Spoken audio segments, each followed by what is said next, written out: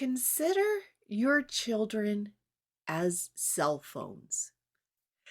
It might seem a little odd to say it that way, but I want you to consider when our brains take on program and how our brains use programs are very much like cell phones. Children are great by their very nature, and we have the privilege and responsibility of raising them. It can be challenging at times. Let's talk about it. Hi, I'm Cynthia Armstrong. I'm a general and a special education teacher. I homeschooled my own children for 5 years. I talk about those things that I have studied and applied uh, both academically and alternatively to find what really works for myself, my children, and my students. And that's what I want to share with you. And I talk a lot about how our brains really take on programs from people around us, and how when we know how our brain works, then we can change it. But today, I want you to consider again how our children are like cell phones and how like we're cell phones. Now, cell phones come in many different models, many different um, creators, right? And every cell phone acts differently. And you can put different things on your cell phones, different apps, uh, and the settings are very changeable. So, I am the mother. I am mom. I get to raise my children. And through my life, I've had different programs that have been instilled in me, and I have settings that have been set. Some I've chosen, and some my mom encouraged me to have. And so I have those now. And when I look at raising my child, then I am saying, oh, well, these are the programs, these are the apps, these are the settings that worked for me. And so I am going to give these to my child. That 24-hour clock, that's what I want my child to have. That dark screen to save their eyes, then I want them to have that dark screen. But here's the thing, our children are different models, and they're working off different skills and abilities and developments.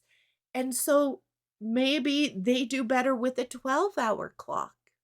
Maybe that light screen helps them to see the letters more clearly. We don't know what is best for our children right away and all the time.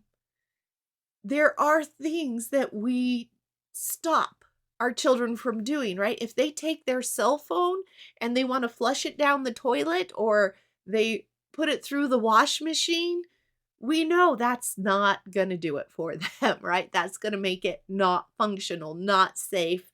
Stop, right? We're not going to do that. We can put that in place for our children. But whether it's a 24-hour clock or a 12-hour clock, whether it's the light screen or the dark screen, how often they get notifications or when are the notifications turned off for the day.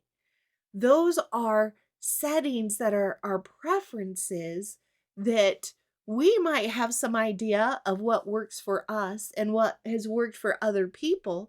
And so to be able to present that to our children in a way that they can see for themselves or decide for themselves, yes, this actually gets me to where I want to be going. And this doesn't, to allow them to see that for themselves. In school right now, it's becoming winter, and so coats are coming, and some coats are not. And there's a lot of discussion between teachers, and I've heard between parents about whether we should make our children wear their coats or how much effort do we put into making them wear their coats and how much do we allow them decide.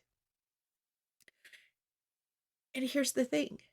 How often are different people cold at different levels? What's cold for me isn't cold for somebody else. I grew up in a place that winters were pretty cold.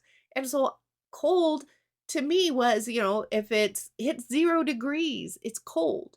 And people I was around were from places where, if it's 50 degrees, it's cold. And then I had a teacher come from Wisconsin, and they're like, unless it's 20 below zero, it's not cold. And so it's a very much a setting that changes for different people that you can acclimate to. So what we're acclimated to isn't necessarily what's right for everybody, right?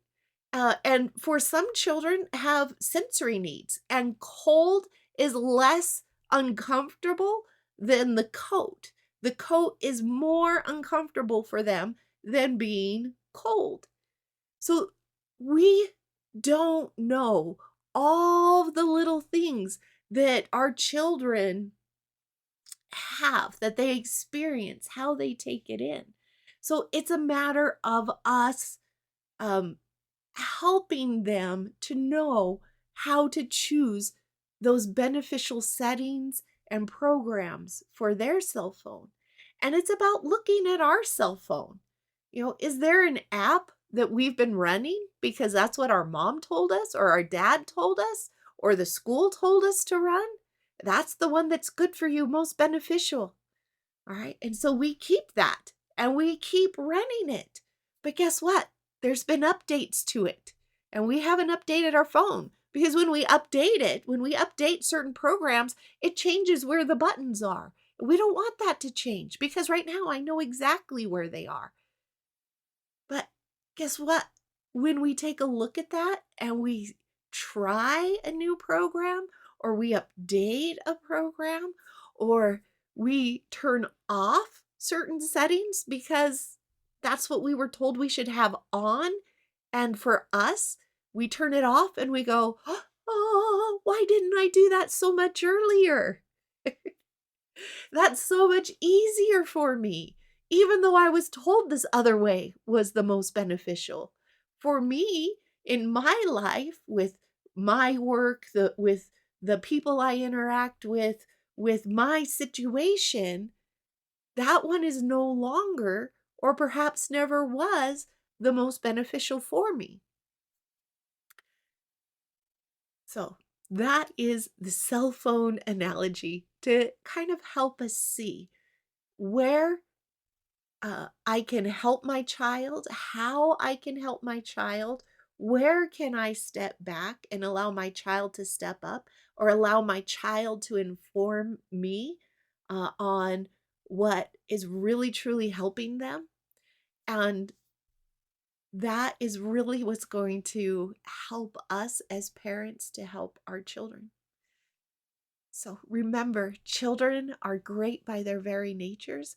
We have that uh, opportunity, that responsibility to raise them.